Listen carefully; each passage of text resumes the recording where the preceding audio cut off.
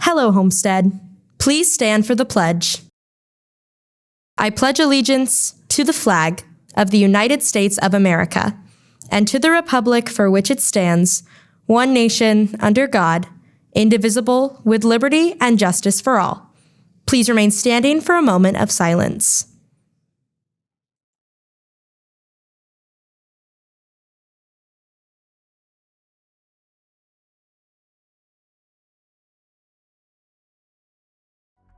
From Homestead Media, this is HHS In-Depth.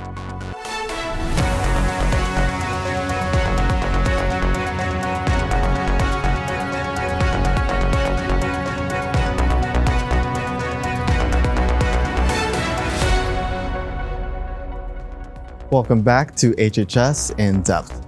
On today's show, we'll give you a sneak peek on the spring musical happening here this weekend at Homestead. Then reporter Kaya Nome informs us of one Homestead student releasing her own album this summer.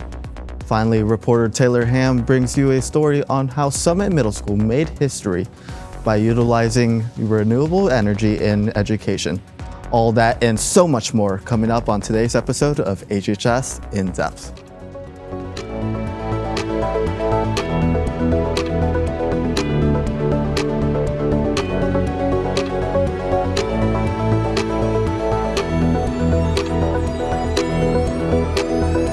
Hello Homestead, it's Friday, May 2nd, and thank you for joining us on today's episode of HHS In-Depth. I'm Justin Estrada. And I'm Braden Graff. And Justin, it is now the second day of May, and May usually counts for like sunny skies, but it's kind of been off and on recently. I agree. It's been a few days rainy, a few days cloudy, and a few days just pure sunshine. I don't know if I should wear a t-shirt or a sweatshirt some days.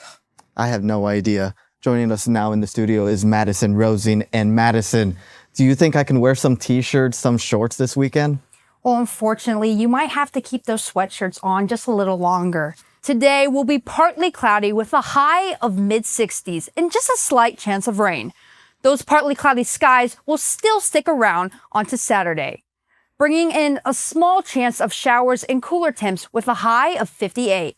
But good news, by Sunday, the clouds will finally move out and the sunshine takes over, with temperatures climbing back into the mid-60s. That sunshine is a sign that summer's getting closer.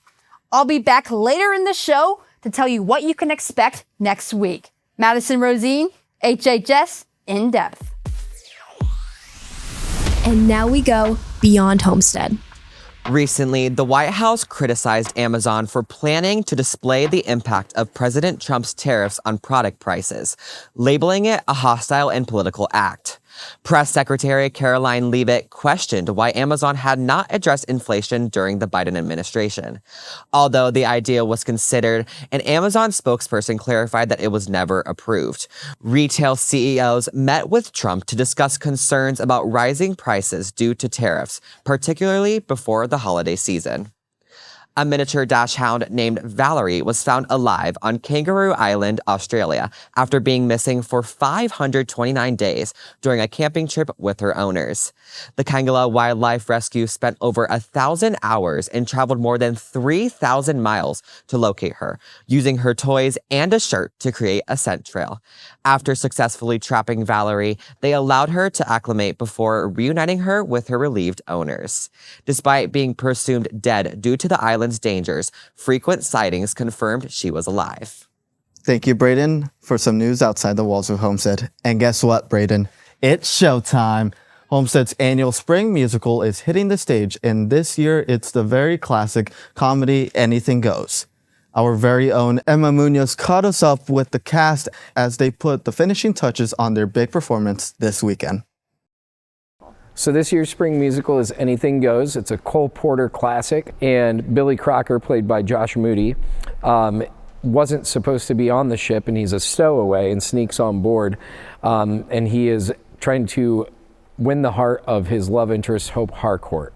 But getting a lead in this musical wasn't even the hardest part. The most challenging aspect was definitely learning all of my lines because, you know, being one of the leads, I have a lot to say, and he also has a lot of like short little quips that, you know, kind of all sound the same. So I learned them all in like one night, really. I really memorized them in one night, and it was pretty challenging. I think the most challenging thing so far has been just switching the type of character, because I think the characters that I've played in the past for other musicals have been kind of ditzy, kind of fun, but Reno is very much like, she's serious, she's poised, but in like a big way. So it's kind of been challenging for me to switch the way that I like act, but it's like a good challenge because I want to improve my duality and my versatility for performing.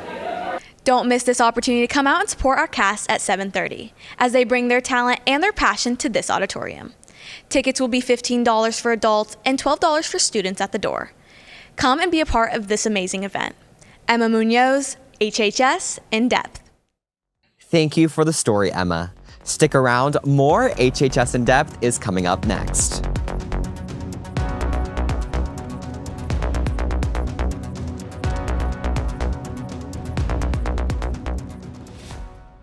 AP testing is coming up, with lots of exams happening next week and the week after that.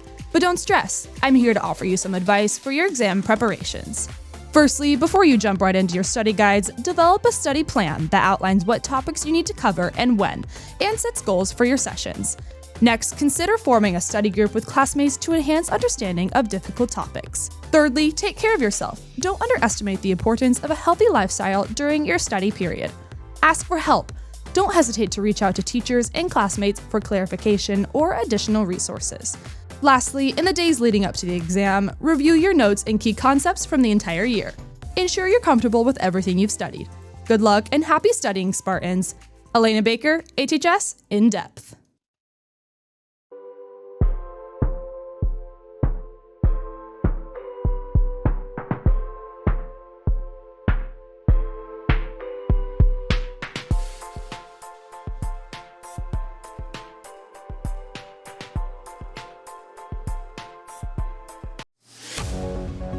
Welcome back to HHS In-Depth. Southwest Allen County Schools is set to welcome a new assistant superintendent. Janine Kleber has been chosen, pending approval at the upcoming school board meeting on May 6th. Kleber brings 27 years of experience in public education, having served as a teacher, principal, and currently as director of student learning. As the assistant superintendent, she will oversee curriculum, instruction, and help guide strategic initiatives across the district. Homestead's Junior Classical League is collecting new or gently used books for Kate's Cart and Better World Books. Donations can be dropped off in Mrs. Waite's room, Mrs. Beckman's room, or at doors 1, 33, or 45 through Tuesday, May 20th. The drive launched during Saturday's statewide JCL Invitational at Homestead, where students competed in a classical quiz bowl. Congrats to James Fretchett Barrios, who got third place in the intermediate division, and to Brishti Adhikari, Sophia Hill, and Hannah Zandarsky, who were fourth in the advanced division. Spartan seniors, new scholarships have been added to the HHS scholarships page, including the Mark Nee Memorial Scholarship, which is exclusively offered for a Homestead High School senior. Many scholarships have deadlines in the next few weeks. Homestead's Student Organ Donation Advocates, better known as SODA, is teaming up with the American Red Cross to host a blood drive next Thursday. Here's everything you need to know about the event. We wanted to host this event because Homestead hasn't had a blood drive in over 5 years, and we really just wanted to bring it back since COVID. And of course, it's great to just donate and give blood. You sign up with our link that we've put around the school on the posters, and then you just fill out your basic information, and then there are certain time slots to sign up, and then you just show up for that time slot. If you donate, you get a $20 Visa gift card sent to your phone, and we also are gonna have Cookie Cottage. Once again, the blood drive takes place next Thursday. A quick reminder for students and staff. Starting next week, there will be no bells or intercom announcements during the school day as AP testing begins. This will continue for the next 2 weeks to maintain a quiet testing environment. Good luck to those of you taking AP tests. No down to the wire this week, but here is the week's Athlete of the Week. Each week, one boy and girl are nominated by their coaches for excelling in their respective sport, both on and off the field. This week's athletes of the week are from boys golf, Ryan Parker, and from girls track and field, Claire Berta. Congrats, and please go to the athletic office to receive your prize. Last week, Homestead Symphonic Band received the gold with distinction in Group 2. This is the highest score that you can get at the ISMA competition. This is the first time Symphonic Band has gotten higher than gold since COVID, and won a gold with distinction in performances of their 3 pieces, Kvetchers, Caliber, and Sojourn. And to top it off, they also got gold in sight reading. Congratulations, Symphonic Band. Homestead sophomore Allie Jenkins is doing something most people don't attempt until much later in life, if ever. She's preparing to release her own music album this summer. Reporter Kaya Noem has more on her journey and what listeners can expect. You probably hear all about the new albums Taylor Swift or other famous artists create. Well, did you know that our very own Homestead student is releasing one herself? Releasing an album's kind of always been the dream. I've been exposed to music since I was super little. My dad kind of passed it on to me. But I used to say I want to be a pop star, so I don't know. It's finally coming true, so that's cool. Allie is very talented and is involved in multiple different arts programs at Homestead. She's in show choir and she won Best Soloist for the Elite 2025 competition show.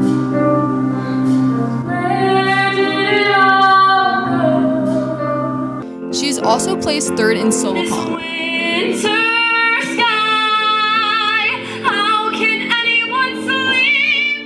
This May, she will be playing Hope Harcourt in Homestead's spring musical Anything Goes. I've been exposed to music since I was super little, really little. I think that I knew what I wanted to do the first time that I went to New York, because I went and saw I went and saw Phantom on Broadway, and that was super awesome. I was 11, and I just kind of let everything sink in, and then I'm oh my god, wait, I want to do this. Allie's album will be called Take Me to Mars. The concept behind that is how life is challenging and an escape to Mars would be freeing. Well, it's not completely finished yet, but as of right now, I have about 12 songs on the album. She does not know what platform it will be released on or the exact date, but hopes to release it sometime this summer. Kaya Noem, HHS In-Depth. Thank you for the story, Kaya. Many Homestead students attended Summit Middle School across the street, but a few realized that 13 years ago, Summit became a pioneer in renewable energy with 704 photovoltaic solar panels installed on its roof. Reporter Taylor Ham tells us more on how this groundbreaking project came to be. Back in 2012, Summit was lucky enough to be accepted as Indiana's first K-12 middle school with a solar-paneled roof, but unfortunately, due to its age, it has currently not been in service. So what was the purpose of these, and how did they work? Well, Performance Services, which is a construction company, got a $600,000 budget from the Department of Energy, granted only to schools in Indiana. So, to choose the right one, they looked for 3 main things. They needed a school where the sunlight exposure is at its peak and had limited shade. They also needed to be in proximity to the building's electrical room and power grid. And finally, they needed a lot of flat space with a roof that had to be replaced anyways. It came down to the 2 rivals, Summit and Woodside. The reason Summit was chosen was because Woodside's roof was too new, and Summit's north end of its roof was flat, had no trees near it, and had minimal shading. A perfect candidate. Purdue students created blueprints for the solar panels. The sunroof takes care of 20% of Summit's energy, which can help with heating the pool or using the stadium lights. And during the summer, the extra power goes into the hub and helps our very own Homestead High School. And while these solar panels are not fully functional and still need a little bit of work, it is still such a huge accomplishment for SACS and the state of Indiana as a whole taking a step towards renewable energy. Taylor Ham, HHS In-Depth. Thank you for the story, Taylor. Stick around, more HHS In-Depth is coming up next.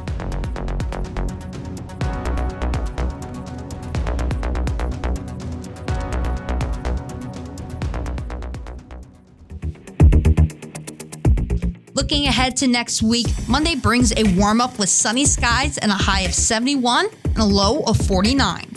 On Tuesday, expect some cloudy skies to come back in with a high of 71 and a low of 53. So make sure to go on a walk on this pretty nice day. Wednesday looks pretty much the same with mostly cloudy skies and a high of 71 and a low of 54. Thursday becomes more comfortable with mostly sunny skies and highs around 51 and lows near 54. Overall, the weather is a little bit cloudy, but sure seems to be warming up for now. Madison Rosine, HHS In-Depth. Next week, reporter Michael Foxworthy brings us a story over the progress on the highly anticipated new student parking lot. Be sure to catch that story and much more next week on HHS In-Depth. Welcome back to HHS In-Depth. Thank you all for watching this show today. Make sure to follow our socials to keep up with the latest news from Homestead Media. We look forward to seeing you again next week on next week's episode of HHS In-Depth. Enjoy your weekend, Homestead.